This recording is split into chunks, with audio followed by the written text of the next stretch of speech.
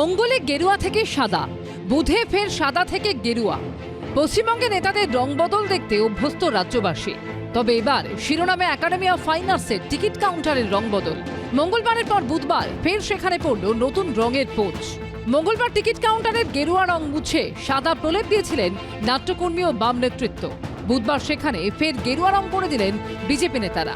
সঙ্গে ছিলেন কলাকুশলীদের একাংশ।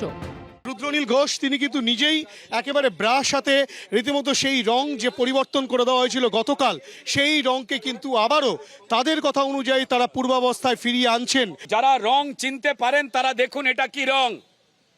শুধু এই রং নয়, কদিন আগেই দেখে নিন একাডেমির টিকিট কাউন্টার কি রং ছিল।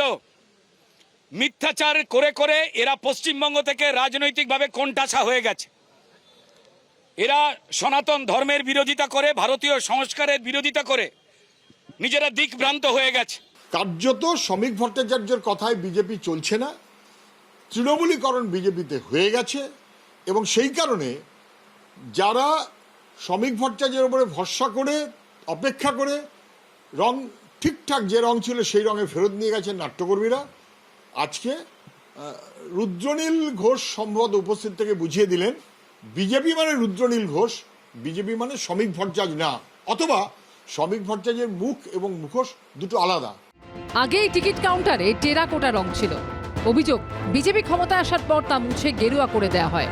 ঘটনার প্রতিবাদ করে শ্রমিক ভট্টাচার্যর দ্বারস্থ হন নাট্য ব্যক্তিত্ব চন্দন সেনরা। এরপর মঙ্গলবার এই টিকিট কাউন্টারে গেরুয়া রং মুছে সাদা প্রলেপ লাগিয়ে দেন নাট্যকর্মীরা। উপস্থিত ছিলেন সিপিএম নেতা ও আইনজীবী বিকাশ রঞ্জন ভট্টাচার্য। একটা অসভ্য বর্বর দল ক্ষমতায় এলে যা করে ওরা সেটাই করেছেন। তা না হলে ক্ষমতা পরিবর্তনের সঙ্গে সঙ্গে এরকম একটা হেরিটেজ ইনস্টিটিউট সেখানে এসে গেরুয়া রং করে দিলাম, এর সঙ্গে শিল্প সংস্কৃতি সভ্যতার কোনো সম্পর্ক নেই। শ্রমিকবাবু বলেছিলেন 15 দিন সময় দিন, আমি ফিরিয়ে দেব।